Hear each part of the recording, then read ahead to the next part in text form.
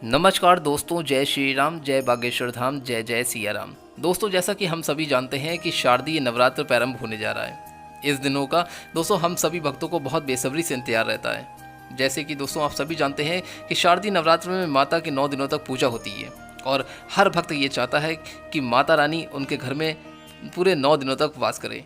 लेकिन दोस्तों, आप अगर शारदीय नवरात्र में अगर यह गलती कर रहे हैं तो माता रानी कभी भी आपके घर पे प्रवेश नहीं करेंगी। आप ध्यान लीजिए दोस्तों, माता रानी उन्हीं के घर में प्रवेश करती है जिनके घर में ये 5 चीज़ें नहीं होती हैं। वो कौन सी 5 चीज़ें हैं जिन्हें अपने घर से नवरात्र शुरू होने से दोस्तों पहले ही आपको हटा देनी है। यकीन मानिए, इस बात का विश्वास कीजिए कि अगर यदि आपके घर में कोई भी इन 5 में से कोई भी एक चीज़ अगर अभी भी आपके घर में है तो माता रानी का वास स्थान आपके घर में नहीं होगा। दोस्तों, इस वीडियो में मैं सारी बातें बताने जा रहा हूँ आपको कि कब शुभ दिन है और कौन सा शुभ मुहूर्त है। दोस्तों, इस शारदीय नवरात्र में सबसे पहले दोस्तों कलश स्थापना की जाती है। ये आप सभी जानते होंगे, लेकिन वो समय कौन सा है कलश स्थापना का, ये भी मैं आपको आज की इस वीडियो के माध्यम से बताने जा रहा हूँ। दोस्तों, बने रहिएगा इस वीडियो में। ये वीडियो बहुत जरूरी है क्योंकि नवरात्र प्रारंभ होने से पहले यदि आपने ये वीडियो मिस कर दिया या इसका कोई भी पार्ट मिस कर दिया तो दोस्तों आपसे बहुत बड़ी भूल हो जाएगी। हो सकता है कि आपका व्रत भी खंडित हो जाए और ऐसे में माता रानी कभी भी आपके घर में प्रवेश नहीं करेंगी। तो आइए दोस्तों शुरू करते हैं इस वीडियो की तरफ। लेकिन वीडियो में आगे बढ़ने से पहले दोस्तों एक निवेदन करना चाहूँगा कि अगर अभी तक आपने इस वीडियो को लाइक नहीं किया है तो प्लीज़ एक बार लाइक करके चैनल को सब्सक्राइब जरूर कर दीजिएगा, ताकि माता रानी की कृपा आपके पूरे परिवार पर दोस्तों सदैव बनी रहे। बता दें दोस्तों कि अश्विन मास में ही शरद ऋतु की शुरुआत हो जाती है, इसलिए अश्विन मास की नवरात्रि को शारदीय नवरात्र कहा जाता है। शारदीय नवरात्रि में घर में माँ दुर्गा की पूजा की जाती है और व्रत किया जाता है।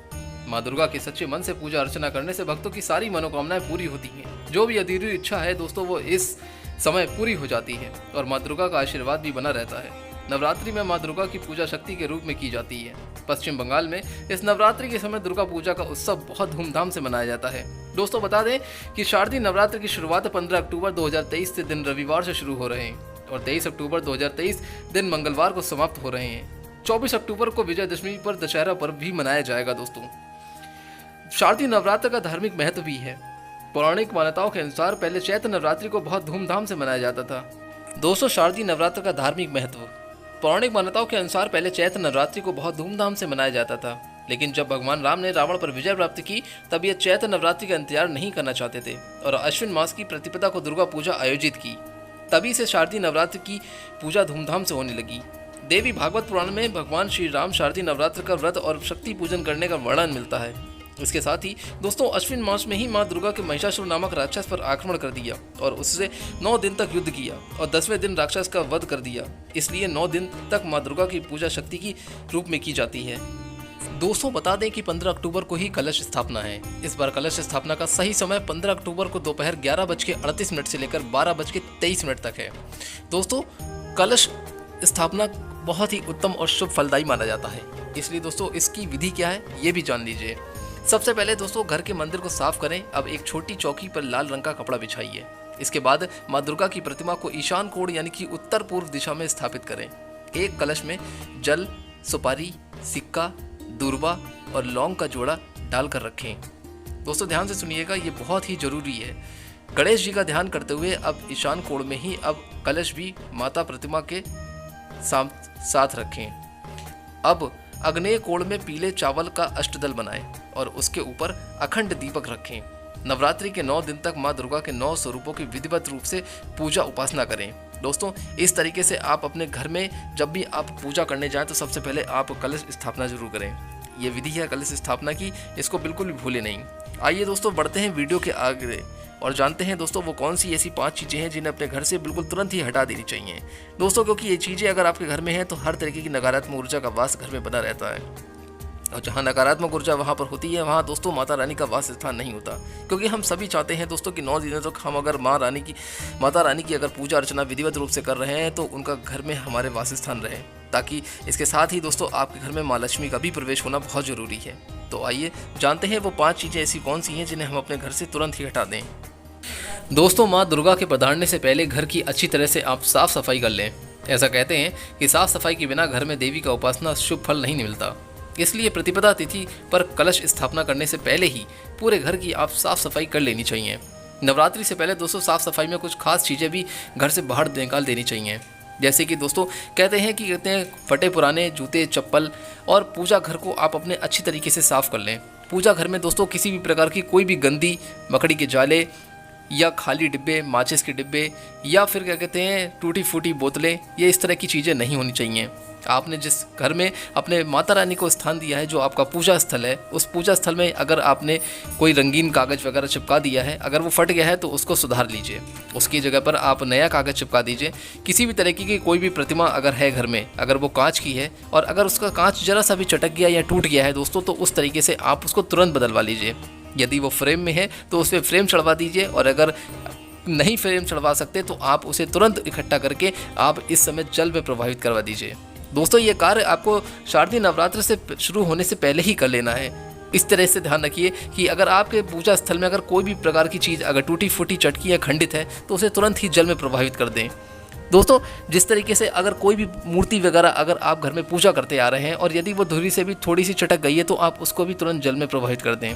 ऐसा करने से दोस्तों घर में सारी नकारात्मक ऊर्जा दूर हो जाती है। दोस्तों अच्छी तरीके से आप साफ़ सफाई करने से ही माता रानी का वास होता है। ध्यान रखिए दोस्तों, शारदीय नवरात्र में जब भी आप पूजा प्रारंभ करें तो दोस्तों एक बात का विशेष ख्याल रखें, आम के पत्तों को आप जरूर प्रयोग करें। दोस्तों आम के पत्तों की टहनियाँ आप अपने मुख्य दरवाजे पर यानी कि घर की चौखट पर लगाना बिल्कुल ना भूलें। उस आम के पत्तों को आप स्वच्छ गंगा जल से धोने के बाद आप अपने घर पे जरूर लगाएं। दोस्तों ऐसा करने से माता रानी प्रसन्न होती हैं और माता लक्ष्मी का भी वास हो जाता है। दोस्तों माँ लक्ष्मी तभी आती है जब घर में साफ़ सफाई और स्वच्छता होती है। माँ वहीं निवास करती है जहाँ पर उसकी साफ़ सफाई अच्छी तरीके से देखी जाती है। इसलिए दोस्तों हमेशा क्या कहते हैं, आप आम के पत्तों की टहनियाँ घर में लगाना जरूर ध्यान रखें, इसको भूलें नहीं। दोस्तों चौकी का भी बनाया जाता है। आपने देखा होगा कि नवरात्र में अक्सर कहते हैं चौकियाँ बनाई जाती हैं, लेकिन चौकी बनाने के लिए दोस्तों आप ज़्यादा अच्छा होगा कि रंग का इस्तेमाल ना करके आप आटे की चौकी बनाएं। कहते हैं कि आटे की चौकी बहुत ही शुभ और उत्तमदायी मानी जाती है। दोस्तों सबसे पहली चीज़ है आपके घर में लहसुन और प्याज। नवरात्रि में देवी माँ को पूरे 9 दिन तक अपने भक्तों के घर में वास करती हैं। ऐसे घर में के वातावरण का शुद्ध होना बहुत ही जरूरी माना जाता है। इसलिए नवरात्रि के दिन में साफ सफाई के साथ साथ घर में प्याज, लहसुन, अंडा, मांस, मछली या शराब जैसी चीज़ें बिल्कुल घर से बाहर निकाल देनी चाहिए। यदि इनके किसी भी तरीके से अगर शराब वगैरह की बोतलें भी हैं या अंडे के छिक्कल वगैरह भी अगर आपके घर में कूड़ेदान में कहीं पड़े हुए हैं तो दोस्तों उसे तुरंत साफ कर दें। ऐसा गलती से भी इन्हें घर में नहीं रखना चाहिए। दोस्तों दूसरा नंबर पे आता है फटे पुराने जूते चप्पल। नवरात्रि के दिन में सफाई में घर में फटे पुराने कपड़े या बेकार पड़े जूते चप्पलों को बाहर फेंक देना चाहिए। यदि आपका घर में आपका कपड़ा कोई फटा पुराना है या बच्चों के हैं तो उन्हें तुरंत ही बाहर फेंक दीजिए, क्योंकि इससे नकारात्मक ऊर्जा का वास होता है और नकारात्मक चीज़ें ज़्यादा बढ़ती हैं। इसके अलावा दोस्तों कांच के चटके, टूटे फूटे बर्तन को घर से निकाल देना चाहिए। घर के किसी भी हिस्से में कूड़ा या बेकार का सामान नहीं पड़ा होना चाहिए।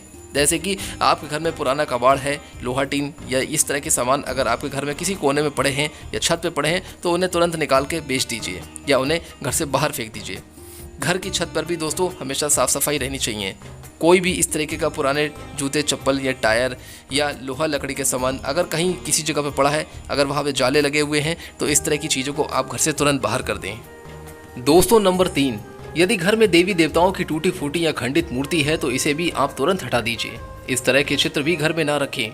नवरात्रि की सफाई के बाद इन्हें किसी नदी या तालाब में किसी विसर्जित कर देना चाहिए। घर के मंदिर में रखी ऐसी मूर्तियां हमारे दुर्भाग्य का कारण बनती है, जिनकी वारण हमारा भाग्योदय नहीं हो पाता है और हमारे भाग्य में बनते बिनाए कार्य सारे बिगड़ते और विफल होते जाते हैं। दोस्तों नंबर 4, घर में पड़ी बंद घड़ी।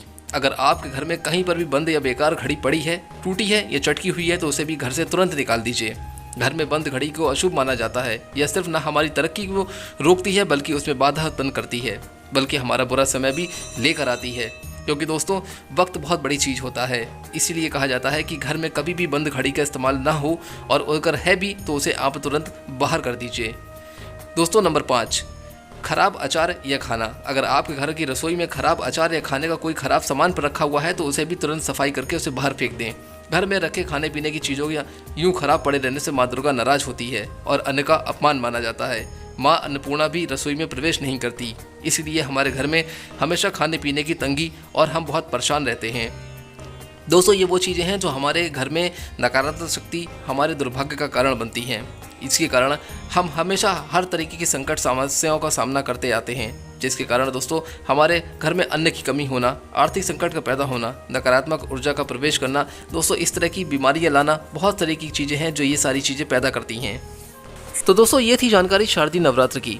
यदि अभी भी आपका कोई प्रश्न है, अगर आप पूछना चाहते हैं तो आप कमेंट बॉक्स में हमसे पूछ सकते हैं। वीडियो अच्छी लगी हो तो प्लीज़ दोस्तों जहाँ से जाने से पहले एक बार वीडियो को लाइक कर चैनल को सब्सक्राइब जरूर कर दीजिएगा। कमेंट बॉक्स में जय माता दी, जय माँ वैष्णो लिखना ना भूलिएगा। फिर मिलूंगा दोस्तों कोई और अच्छी वीडियो और उपाय को साथ। तब तक के लिए दोस्तों खुश रहें, स्वस्थ रहें। जय श्री राम, जय बागेश्वर धाम, जय माता दी।